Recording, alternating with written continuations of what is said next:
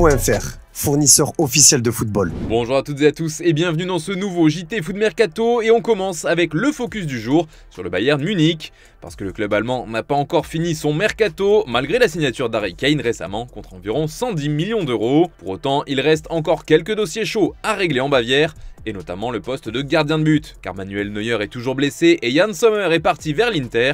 Il faut donc un gardien capable d'occuper le poste de numéro 1 pendant de longues semaines, et il y a de nombreux noms qui ont été évoqués pour garder les cages du Bayern. Il y a d'abord celui de Geronimo Rulli de l'Ajax qui s'est blessé à l'épaule alors qu'il négociait les derniers détails avec le champion d'Allemagne, mais à cause de son pépin physique, il ne signera pas.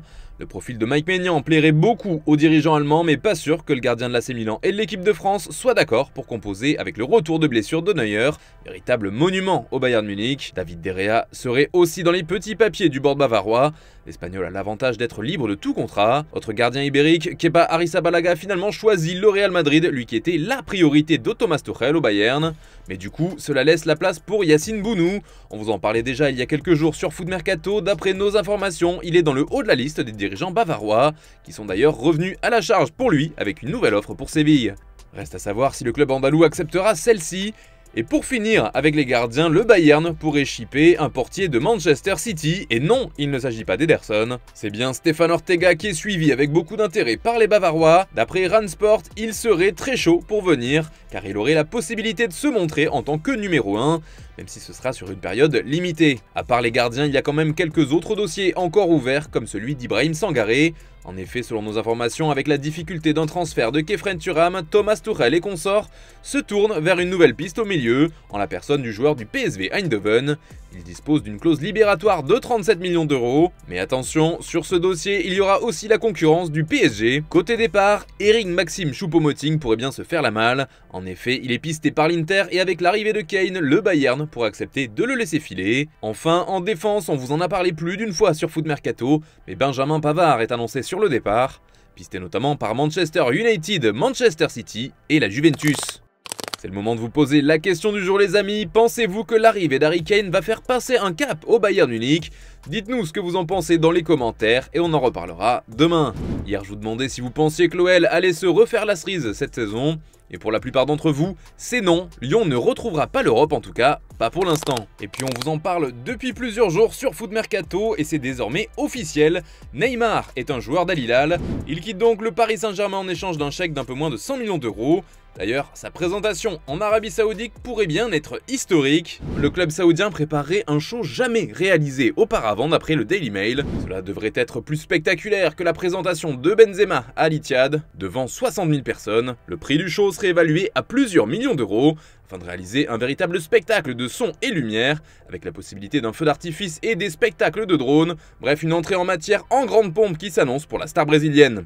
D'ailleurs, The Independent a révélé que Neymar avait essayé de trouver un point de chute dans un club européen mais sans succès. Ses proches auraient tâté le terrain auprès de 5 grandes écuries, Manchester United, City, Chelsea, le Bayern Munich et même le Real Madrid, mais aucun n'aura répondu positivement. Un vrai coup dur pour le Ney qui pense tout de même revenir en Europe après son aventure en Arabie Saoudite. C'est l'équipe qui explique qu'à la fin de son contrat de 2 ans, il voudrait revenir évoluer en Europe au moins une saison, car il garde le Mondial 2026 dans un coin de sa tête. Et sans surprise, c'est au Barça qu'il souhaiterait revenir à ce moment-là. Et d'ailleurs, Al Hilal pourrait shipper un 3e joueur au Paris Saint-Germain.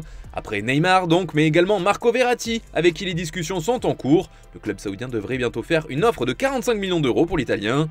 Eh bien, un 3e homme du PSG pourrait faire le voyage dans la même direction. Selon nos confrères du Parisien, Keylor Navas a été ciblé par les dirigeants d'Al Hilal, lui qui est toujours poussé vers la sortie par Paris. Décidément, le club saoudien et ses envies sont une aubaine pour les Parisiens, qui font partir leurs indésirables. Des nouvelles de Sergio Ramos, le défenseur espagnol est toujours sans club pour l'instant et n'a pas encore trouvé de nouveaux points de chute. Selon Marca, il est notamment intéressé par la MLS mais rien de concret pour l'instant. Il était cependant courtisé par le Club América au Mexique, mais la piste s'est vite envolée comme l'a expliqué le président du club, Santiago Banos. J'ai eu la chance de rencontrer son frère qui est son représentant. Dans une conversation personnelle, le sujet a été abordé et évidemment les paramètres salariaux de Sergio n'ont rien à voir avec ce qui peut être payé ici au Mexique. Mais une autre destination est possible, c'est Galatasaray, notamment en cas de qualification en Ligue des Champions. Le club stambouliote serait intéressé par le très expérimenté défenseur de 37 ans, qui a tout de même joué 45 rencontres, toutes compétitions confondues, avec le PSG la saison dernière. En Angleterre, ça se complique pour le transfert à West Ham d'Harry Maguire, coup dur pour Manchester United. Les Red Devils avaient pourtant trouvé rapidement un accord avec les Hammers, il ne restait plus qu'à convaincre le défenseur des Three Lions. Mais ce dernier n'est visiblement pas prêt à faire de cadeaux aux Mancuniens. Ils lui ont proposé un chèque de 7 millions d'euros pour compenser sa baisse de salaire en signant à West Ham. Mais pour Maguire, les calculs ne sont pas bons, explique The Sun. Le tabloïd affirme qu'il réclamerait pas moins de 17,5 millions d'euros pour quitter définitivement Old Trafford. Les Red Devils se seraient outrés par cette demande qu'ils jugent très osée. Tant que Maguire ne sera pas parti, le club mancunien sera bloqué pour signer un défenseur. Il faudra donc attendre avant de voir une offensive pour Benjamin Pavard dont on vous parlait tout à l'heure. Toujours de l'autre côté de la Manche, on vous en parlait dans la revue de presse, Chelsea a réussi à recruter Moises Caicedo au nez et à la barbe de Liverpool, et les Blues pourraient bien réussir le même coup avec Romeo Lavia. Les deux clubs sont à fond sur le joueur de Southampton, et les Blues pourraient encore rafler la mise avec une offre à 55 millions d'euros. D'ailleurs, Jürgen Klopp, le coach des Reds, a été interrogé sur le sujet, et voilà ce qu'il a répondu. Transfer window, Caicedo and Lavia. It seems that both clubs are interested. Is there anything you can say to enlighten people on what may or may not happen? Where's the camera? No. Yeah.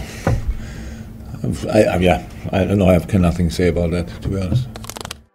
Et puis c'est officiel, Denis Zakaria a quitté la Juventus et a rejoint l'AS Monaco. Le milieu de terrain s'est engagé sur du long terme avec le club de la Principauté, il est lié à l'ASM jusqu'en 2028. Son transfert est évalué à environ 20 millions d'euros. Autre arrivée de marque en France, c'est Nemanja Matic. Il quitte l'AS Roma en échange d'un chèque de 2,5 millions d'euros et s'engage avec le Stade Rennais jusqu'en 2025. Comme on vous le révélait sur Foot Mercato hier, le jeune Jaidi Gassama a officiellement quitté le Paris Saint-Germain. Il s'est engagé avec Sheffield Wednesday où il est arrivé libre. En Angleterre justement, Rico Lewis a prolongé avec Manchester City. La jeune pépite des Sky Blues de 18 ans a signé un nouveau bail pour 5 saisons supplémentaires. Le Napoli a annoncé la prolongation de son latéral gauche Mario Rui jusqu'à l'été 2026. En Allemagne, le Bayer Leverkusen a officialisé l'arrivée d'un gardien, Matej Kovar, en provenance de Manchester United. Il est lié à sa nouvelle équipe jusqu'en 2027. Allez les amis, on se quitte avec l'image du jour qui nous vient d'Arabie Saoudite ce mardi. C'était la reprise du championnat de Saudi Pro League. L'occasion pour les nouvelles stars de se montrer, à l'image de Fabinho qui l'a emporté facilement avec Al Ittihad 3-0 contre Al Raed. Après la rencontre, le Brésilien s'est vu offrir une montre Rolex par un journaliste saoudien. Alors il était un peu dubitatif, c'est le moins qu'on puisse dire. Je vous laisse mater ça et je vous souhaite une excellente soirée.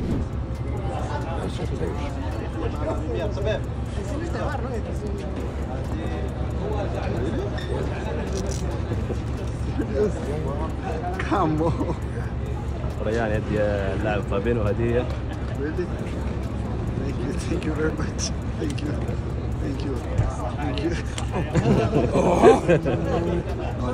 you.